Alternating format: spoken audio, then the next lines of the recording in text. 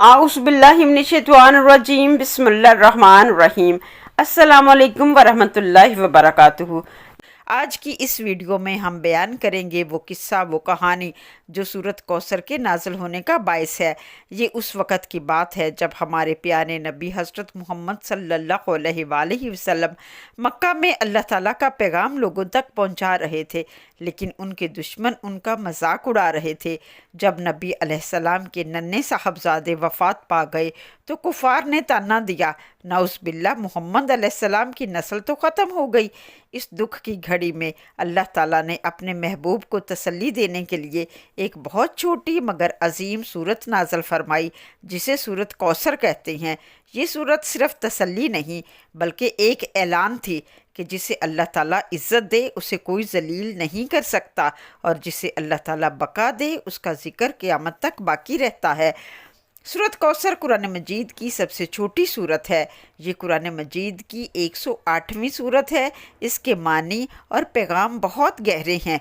इस सूरत के नज़ूल का पस मंज़र शान नज़ूल बहुत दुखी, दर्द भरा और दिल को छू लेने वाला है। आइए सुनते हैं इसके पस मंज़र की कहानी। सूरत कौसर मक्की सूरत है। इसमें सिर्फ 3 आयात हैं।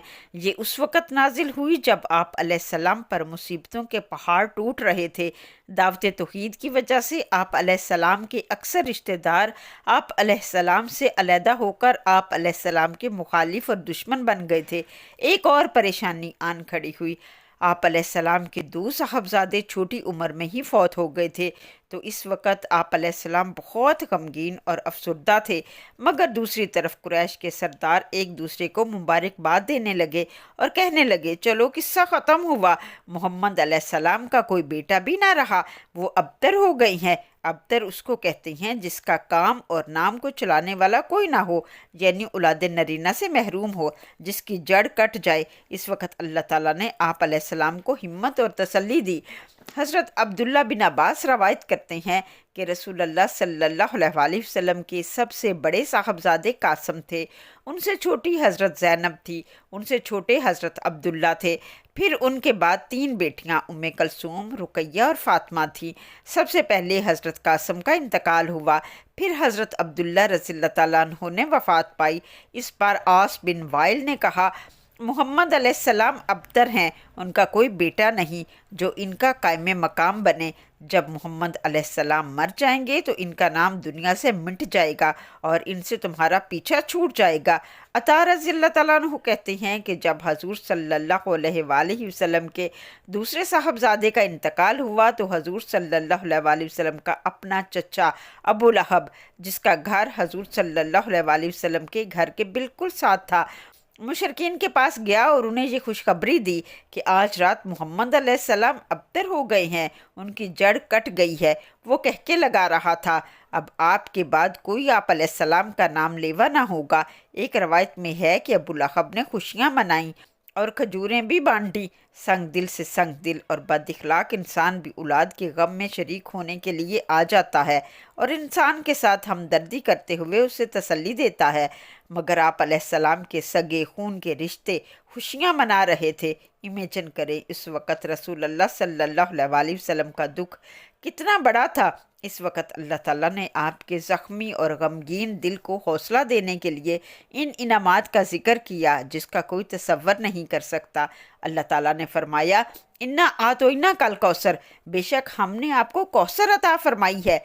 कौसर बेइंतहा कसरत और खैर को कहते हैं। कौसर में वो सारी खैरें कसीर शामिल है जो अल्लाह ताला ने आप अलैहिस्सलाम को अता फरमाई, नबुव्वत, इखलाक हसना, बेहतरीन ताबेदार उम्मत, जन्नत और दूसरी नेमतें जो शुमार नहीं हो सकती। सही अहादीस में आता है, रसूलुल्लाह सल्लल्लाहु अलैहि वसल्लम ने फरमाया, कौसर जन्नत में एक नहर है जो अल्लाह ताला ने मुझे अता फरमाई है। इसी तरह अल्लाह ताला रोज़े महशर में आप अलैहिस्सलाम को जो हौज़ अता फरमाएगा उसका नाम भी आप अलैहिस्सलाम ने कौसर बताया है। अल्लाह ताला ने आप अलैहिस्सलाम को तसल्ली दी और फरमाया, हमने आपको खैर कसीर अता फरमाई है, तो इनका शुक्र भी बड़ा होना चाहिए। तो चाहिए कि आप अलैहिस्सलाम अपने रूह, बदन, माल से अपने रब की इबादत में लगे रहें اور مالی عبادات میں قربانی ایک ممتاز حیثیت رکھتی ہے۔ نماز اور قربانی کا ذکر اللہ تعالیٰ نے ایک ساتھ کر کے نبی علیہ السلام کو اللہ کی طرف رجوع کرنے کا حکم دیا اور آپ علیہ السلام کو خوشخبری دی کہ آپ علیہ السلام کا ذکر قیامت تک جاری رہے گا، جبکہ آپ کے دشمن ہی بے نام و نشان ہوں گے۔ اور واقعہ ہی ایسا ہی ہوا جیسا اللہ تعالیٰ نے فرمایا۔